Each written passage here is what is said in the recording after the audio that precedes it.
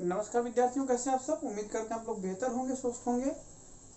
आइए हम एक दूसरा सेशन शुरू करते हैं जिसका नाम है प्रीपोजिशन। आखिरकार ये प्रीपोजिशन क्या होता है?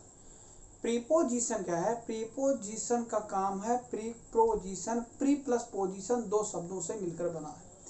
प्री मतलब होता है पहले, पोजिशन माने होता है क्या? स्थान।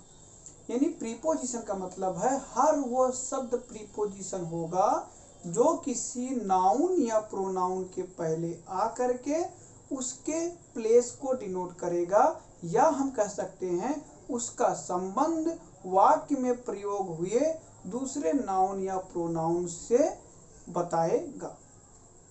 वो क्या कहलाएगा? प्रीपोजिशन कहलाएगा।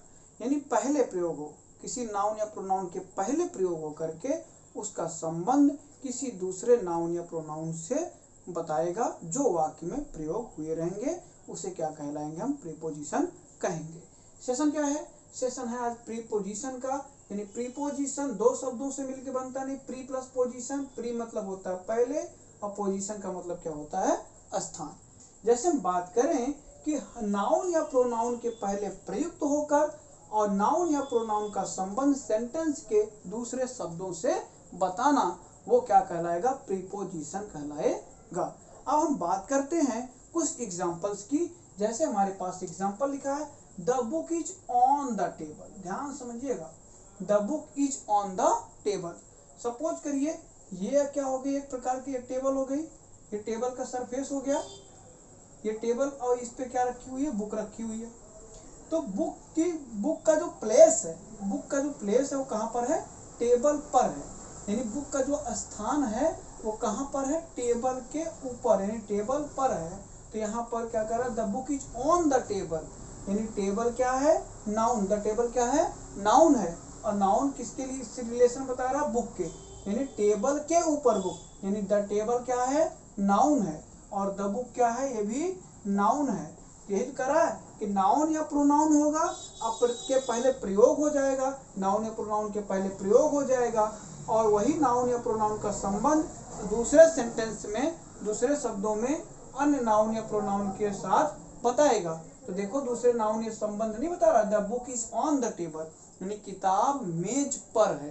किताब मेज पर है, यानी किताब मेज पर है। तो किताब मेज पर है, ये भी नाउन है और ये भी नाउन है।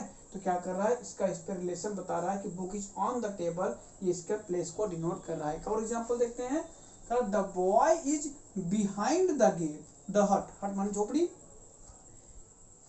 The boy is behind the हट। तो इसका क्या मतलब हुआ? बिहाइंड मतलब होता है के पीछे। बिहाइंड का मतलब क्या होता है? के पीछे। यानी लड़का झोपड़ी के पीछे है। यह हट क्या है? नाउन है। और बॉय क्या है? नाउन है। तो एक नाउन दूसरे नाउन की क्या कर रहा है? बिहाइंड। एक नाउन दूसरे नाउन का संबंध सेंटेंस में प्रयोग हो करके दूसरे नाउन या संबंध बता रहा है। यानी हट, the boy is behind the हट, यानी लड़का झोपड़ी के पीछे है। तो पोजीशन क्या है? पीछे। तो कौन बता रहा है? Boy. Boy is behind the हट, लड़का झोपड़ी के पीछे है। यानी इस नाउन के पहले बिहाइंड शब्द आया है, तो ये क्या हो जाएगा? प्रीपोजिशन कहलाएगा। ये क्या कहलाएगा? प्रीपोजिशन कहलाएगा। अब हम तो ये हो गया डेफिनेशन की बात। अब हम तरह तरह के प्रीपोजिशन का यूज सीखते हैं। जैसे इट हो गया, एन हो गया, इनटू हो गया। ठीक, इन सभी प्रीपोजिशन को कंप्लीटली सीखेंगे और उसके बाद हमारा प्रीपोजिशन का टॉपिक मिस नहीं होगा। तो हम अब देखेंगे कि हम प्रीपोजिशन ऐट का प्रयोग कहाँ कहाँ करते हैं। आइए सीखते हैं। ध्यान समझिए। सबसे पहली बात होती है ऐट माने क्या होता है? ऐट का सीधा सा मतलब होता है पर। तो ध्यान समझिएगा। पहला कहता है छोटे स्थानों के नाम के पहले। छोटे स्थानों का मतलब जैसे कस्बा हो गया, टाउन हो गया, तो गांव के नाम हो गए। तो ये सभी छोटे स्थान होते हैं। छोटे स्थानों के नाम के पहले नाम के लिए हम पहले क्या लगाएंगे? प्रीपोजिशन ऐट का प्रयोग करेंगे। जैसे my brother lives at Rampur. Rampur एक गांव का नाम है, एक गांव है, एक विलेज है। इसके लिए प्रीपोजिशन किसका प्रयोग किया गया? ऐट का प्रयोग किया गया। दूसरी बात कर रहा है, जैसे कोई लक्ष्य हो, कोई एम हो, तो एम यानी लक्ष्य का क्या मतलब होता है, एम, यानी एम का अर्थ व्यक्त करने के लिए, एम का अर्थ व्यक्त करने के लिए भी हम प्रीपोजिशन एट का प्रयोग करते हैं। जैसे करा कि लुक एट, देखो इधर, करा kick at, laugh at, aim at, smile at, bite at, इनके साथ क्या लगेगा, एट का यूज होगा।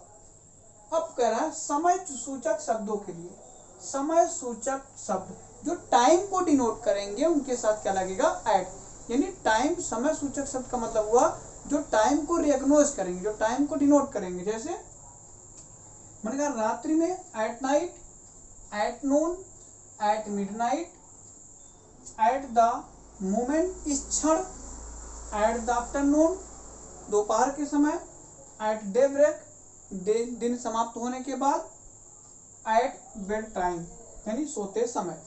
तो समय के सिचुएशन को डिनोट करने के लिए हम भी एट का प्रयोग करते हैं। दूसरी बात हम देख रहे हैं, कीमत, कॉस्ट, दर, रेट, चाल की दर, स्पीड। कीमत, कॉस्ट की बात हो रही है, दर, रेट की बात हो रही है, चाल की दर यानी स्पीड की बात हो रही है। तो जैसे हमने कहा मिल्क सेल्स एट ₹22 पर लीटर, यानी क्या हमने कहा, मिल्क सेल्स एट ₹22 पर लीटर, पर अ लीटर, तो पर अ लीटर लग गया, तो ₹22, इसके लिए प्रीपोजिशन क्या लगेगा, एट लगेगा।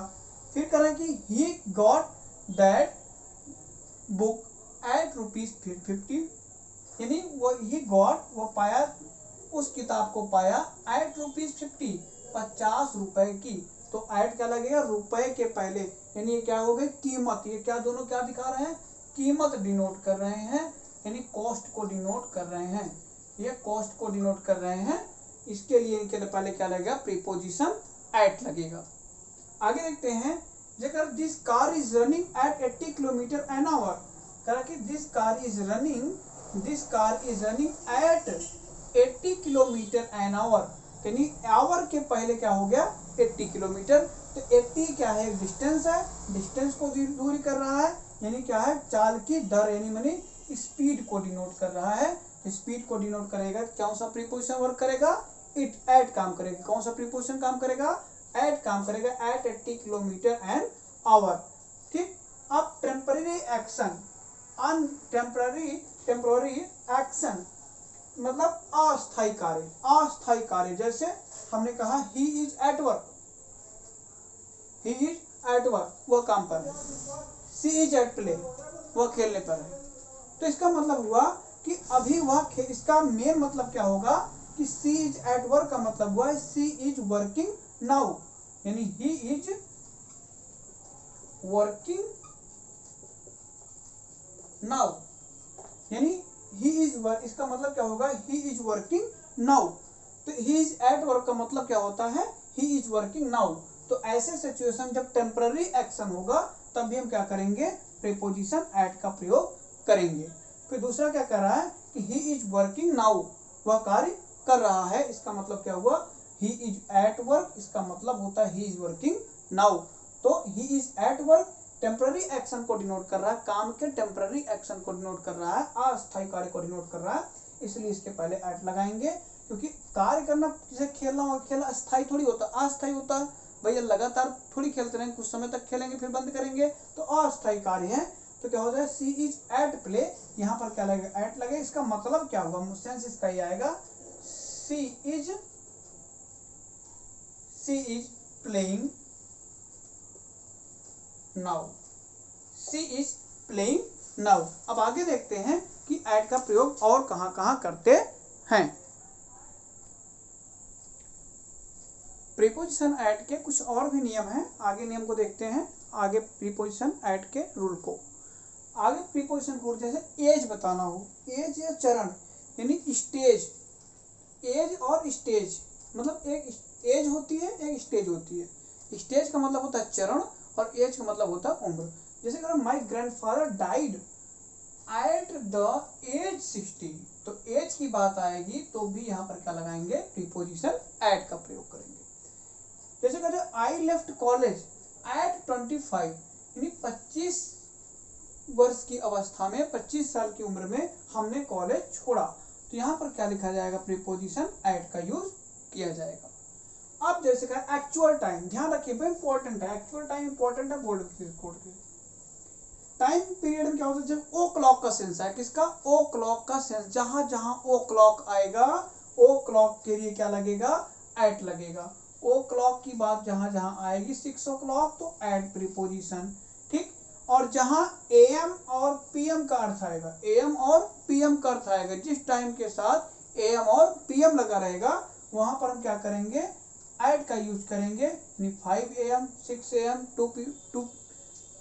7 AM, ठीक, 2 PM 5 PM, तो AM और PM के साथ हम क्या लगाएंगे, एट प्रीपोजिशन का यूज करते हैं। आगे देखेंगे कुछ और वर्ड हैं जो कॉमन होते हैं उनके साथ ऐड, जैसे at home, at school, at the station, at station नहीं होता, at the station, at the bus stop, at a lecturer, at a lecture, at university, at a match, at a party, at the platform. तो इस प्रकार से हम देखे हैं कि ऐड के कुछ जनरल बेसिक स्ट्रक्चर क्या होते हैं, ऐड का मतलब क्या होता है, ऐड के यूजेस प्रीपोजिशन में कहाँ कहाँ होते हैं। इस तरह से आप ऐड का प्रैक्टिस सेट लगाएंगे ज़्यादा से ज़्यादा तो प्रीपोजिशन ऐड आपका समाप्त हो गया।